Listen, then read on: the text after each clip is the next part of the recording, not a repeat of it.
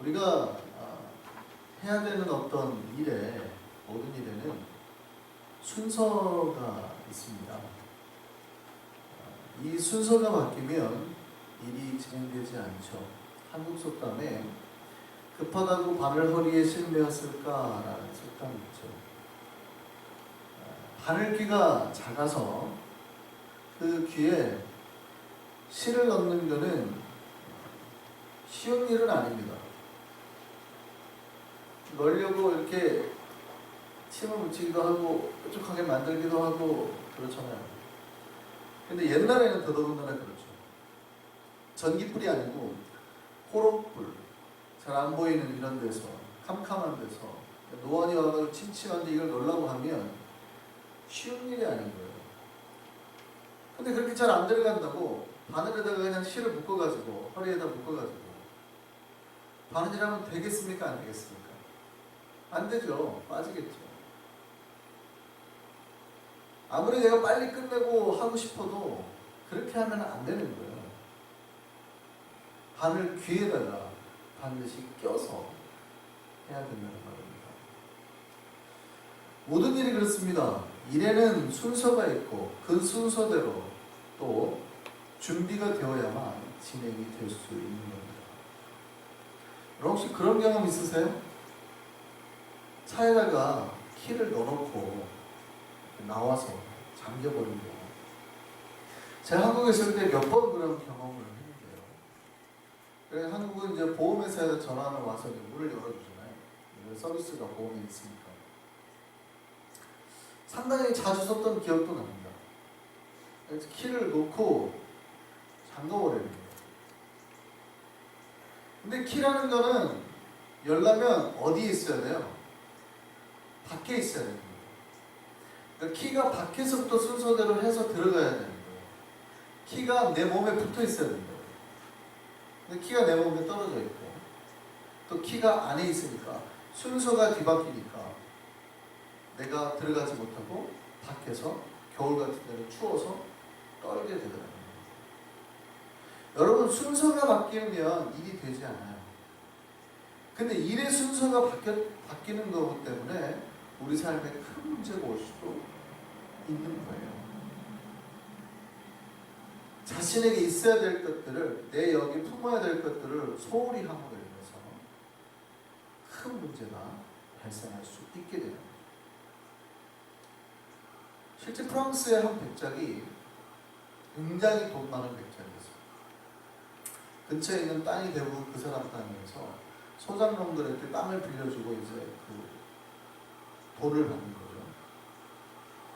이 사람이 취미가 뭐냐면 아무도 몰라요.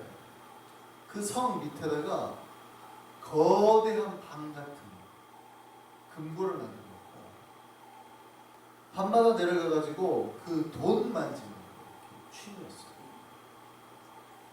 근데 그거를 아무도 모르게 몰래 그 금고쟁이 하나, 그러니까 문 만드는 사람을 불러서 락장치를 했는데 들어가면 자동으로 딱 잠기게 락을 해놓은 거예요. 그러니까 밤마다 그 소장농으로부터 돈이 들어오면 그걸 가지고 넣어놓고 그냥 나오는 게 아니라 그거 만지고 그 즐거운 거예요. 그 돈 세고 하는 게 이게 행복한 거예요. 그 사람 취미생활. 근데 어느 날 내려가가지고 그 소장농들한테 받은 돈을 갖다가 넣고 그거 만지고 즐기다가 딱 나오려고 하는데 문이 자동으로 잠겼잖아요. 근데 깜빡 잊고 키를 위에 놓고 아무리 두드리고 아무리 소리를 쳐도 안 들려요. 아무도 자기에게 문 열어주는 사람이 없었어요. 근데 사람들은 이상하죠. 성에서 일하는 사람들이 자기 백작이 사라진 거예요. 아무리 찾으려고 해도 없는 거예요. 사람들이 어떻게 생각했냐면 누군가가 우리 백작을 유괴해가지고 살해한 겁니다. 그렇게 생각합니다. 그리고 몇 달이 지났습니다. 근데 백작이 사라졌다라는 소문이 이제 마을에 퍼지기 시작한 거예요. 그때 20년 전에 백작에게 몰래 가서 금고를 문을 만들어줬던 그 사람이 갑자기 그게 생각이 난 거예요. 그래서 그 백작의 친척과 함께 가서 혹시나 하고 그 지하에 있는 금고를 간 거예요. 아무도 몰랐어요. 그 문을 열어보니까 그게 다 썩어가지고 부패되어버린 시체가 나와요. 백작이었어요. 여러분, 그 백작이 왜 죽었습니까? 별거 아니에요. 순서가 뒤바뀌어서 밖에서부터 열고 들어가야 될 열쇠가 없어서 그거 열쇠 별거 아닌 것 같은데 자기에게 킵하지 않아서 죽은 거예요. 아주 사소한 삶의 원리거든요. 사소한 삶의 원리. 순서가 지켜지는 거. 있어야 될 게 내게 있어야 있는 거. 아주 사소한 원리인데 이 단순한 원리가 어그러짐으로 인해서 우리 삶이 심각하게 파괴될 수도 있다는 거예요. 우리가 생활할 때 이 단순한 원리들이 쉽게 어겨지기도 하고 또 그 원리들이 또 망각되기도 합니다. 뭔가 귀찮을 때가 있잖아요. 사과를 꼭 깎아 먹어야 되냐? 귀찮으면 어떻게 해? 그냥 사과 안 씻고 대충 이렇게 깎아가지고 먹기도 하고. 참외도 제가 저희 외가에서 참외 농장을 했는데 참외 따잖아요. 목이 마르면 어떻게 해요? 물이 없을 때 그냥 그 참외 따가지고 껍질도 이렇게 안 벗겨요. 이렇게 귀찮으니까 그냥 씹어 먹거든요. 그럼 먹을 수도 있죠. 그런데 그렇다고 하더라도 한계라는 게 있어요. 다 그럴 수 있어요? 칼이 없다고 수박 그냥 막 껍질째 먹고 그럴 수 있어요? 반드시 우리가 생활하고 살아가는 일에는 순서를 지켜야 합니다. 신앙도 마찬가지입니다. 우리가 하나님의 일을 하려고 할 때 먼저 필요한 것이 있고 선행되어야 되는 게 있어요. 우리가 꼭 지켜야 될 게 있다고요. 그 선행되어야 되는 게 무너지면 다음 일은 할 수도 없고 하더라도 그 의미가 사라져 버릴 수 있어요. 또한 우리가 있어야 될 것을 챙기지 않으므로 그것 때문에 큰 어려움에 봉착할 수도 있는 겁니다. 오늘 본문에서 레위기 8장에서 말하고 있는 건데요. 거룩과 봉사에 대한 이야기입니다. 하나님은 당신을 섬기는 자들을 사랑하시고 당신을 위해서 헌신하는 자들을 기뻐하십니다. 너무나 당연한 말씀이죠. 교회는 섬기고 봉사하는 사람이 많아야 됩니다. 10명의 봉사자가 있는 교회는 10명의 힘으로 움직이는 거예요. 100명의 봉사자가 있는 교회는 100명의 힘으로 움직이는 거예요. 여러분, 10명의 힘으로 움직이는 교회의 힘은 10명 파워가 나오고 100명의 힘으로 움직이는 교회는 100명의 파워가 나와요. 굉장히 중요한 거거든요. 교회의 재적수와 상관없습니다. 그러니까 교인이 1000명인데 1000명 중에서 10명만 하나님 앞에 헌신하고 움직이잖아요. 그 교회는 딱 10명 수준만큼만 움직여요. 근데 교인이 100명인데 만약에 100명이 헌신하고 움직이잖아요. 그 교회는 100명만큼 움직입니다. 그럼 어느 교회가 더 열심히 하나님 앞에서 쓰임받고 있는 거예요? 놀랍게도 100명 교회예요.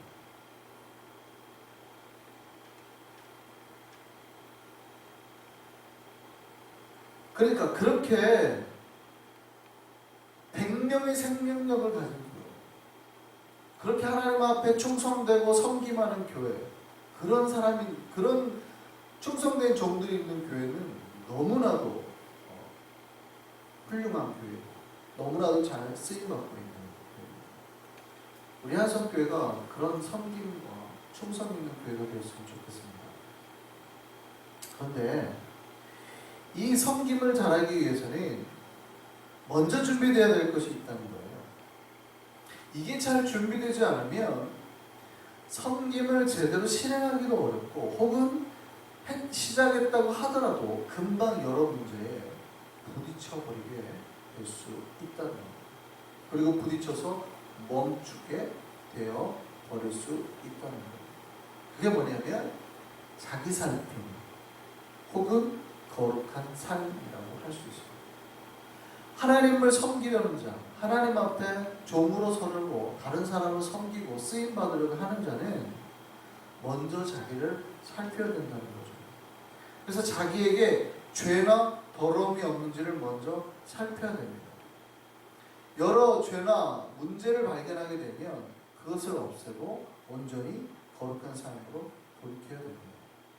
오늘 본문에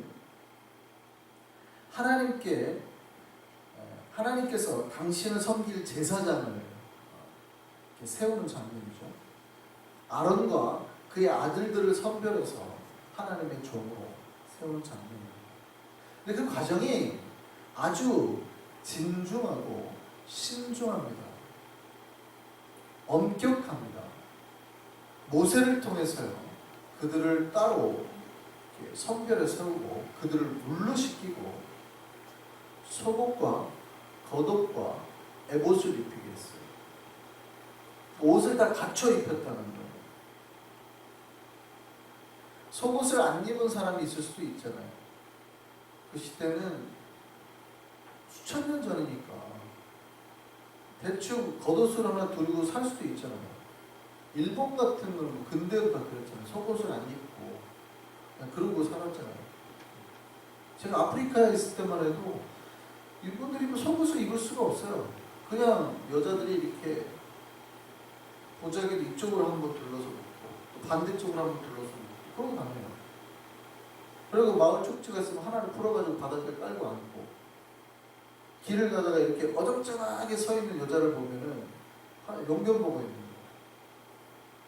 그러니까 속옷을 이렇게 챙겨 입었다는 게 무슨 의미인지를 아셔야 돼요. 그러니까 철저하게 혹여라도 문제가 될까봐 속옷과 겉옷과 거기다가 제사장들이 입어야 될 구별된 옷들이 있죠. 에봇과 흉패를 두리고 그 안에 우림과 둠밈을 넣고 띠를 띠고 관을 씌우고 금관, 굉장히 비싼 금패를 앞에 붙이고 구별되게 태어나게 한 거예요. 그 위에다가 기름을 바르고 짐승을 잡아다가 피로 오른쪽 귓불이, 엄지, 손, 발가락, 그리고 옷에도 피를 뿌려요. 거룩하고 정결한 예식을 하는 겁니다. 그리고 짐승을 잡아서 다 그 위에 안수하게 하고 죄를 전가하는 거죠. 죄 없게 하고 그를 태우고, 그런 의식을 7일 동안 하는 거예요. 7일 동안은 밖에도 못 나가게 했어요. 회막 안에만 있어요. 굉장히 고통스러운 기간입니다. 집에를 못 가게 하는 거예요. 회막 안에서만 먹는 거예요.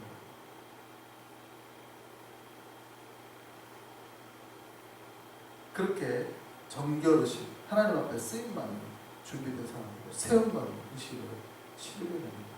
뭘 말하는 겁니까? 여러분, 우리가 하나님을 섬기려 하고 우리 개신교가 만인제사장주의를 추구합니다. 우리는 모두 하나님 앞에 제사장으로 부름받았다고 그러는 거예요. 하나님의 종으로 다 한 명 한 명 세움을 받고 쓰임을 받아야 돼요. 우리가 그렇게 하나님을 섬기고 하나님의 종으로 쓰임 받으려면 먼저 선행되어야 되는 게 있다는 거예요. 자기의 몸과 마음 모든 것을 먼저 정결하고 거룩하게 해야 된다는 거죠. 그렇게 하나님 앞에서 거룩하게 준비된 자가 쓰임 받을 수 있다는 거예요. 만약 그렇게 하지 않으면 어떻게 될까요? 그래도 일은 하고 싶고, 여러분, 그렇게 하나님의 뜻대로 순종하지 않으면 오히려 그 섬김의 일들이 자기에게 결국 심판으로 다가옵니다. 하나님의 일을 소홀하게 하는 거죠. 자기의 뜻과 방법대로 하는 거죠. 때로는 그게 하나님이 하라고 하는 것들이 귀찮아질 수가 있어요.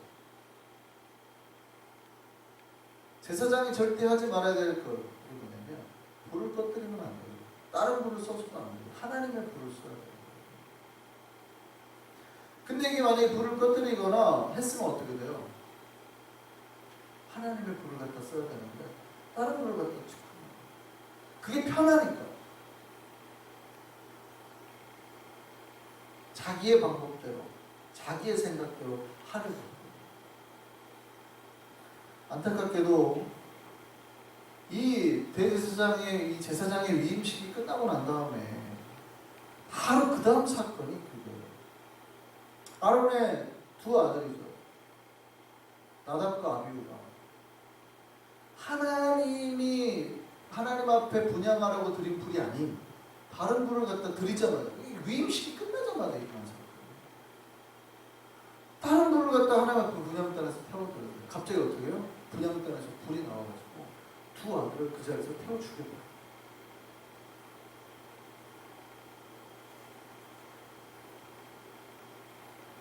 하나님의 일을 자기 뜻대로 대충하려다 심판을 받은 거예요. 안타까운 일이죠. 여러분, 섬김을 하나님 앞에 종으로 쓰임받고 섬김을 받는다는 것은 너무나 거룩하고 좋은 일이에요. 하나님이 우리를 부르셨다고 하는 것은 너무나 감사한 일이에요. 우리를 세상에 두지 않고 하나님의 종으로 부르고 하나님의 제사장으로 불렀다는 것은 너무나 감사한 일이에요. 그렇게 쓰임받는다고 하는 것은 우리가 하나님의 특별하게 여러 가지 종으로 쓰임받고 직분을 받고 하나님 앞에 사용된다고 하는 것은 너무나도 좋은 일이라는 거죠. 그런데 만일 그들이 하나님의 제사장으로 부름을 받지 않았다면 어떻게 됐을까요? 나답과 아비후가 안 죽었겠죠. 그들은 아마 차라리 하나님의 종으로 사용을 하지 않았으면 어쩌면 나답과 아비후는 평생 잘 먹고 잘 살았을 존재였을 수도 있습니다. 차라리 힘들게 이렇게 7일 동안 막 위임식 이렇게 안 해도 되는 거예요. 안 그랬으면 그냥 아마 모세의 가문이라는 것만으로도 아론의 자식인 것만으로도 아마 잘 먹고 잘 살았을걸요? 그렇지 않아요? 얘네들이 뭘 특별하게 잘못한 게 아니거든요.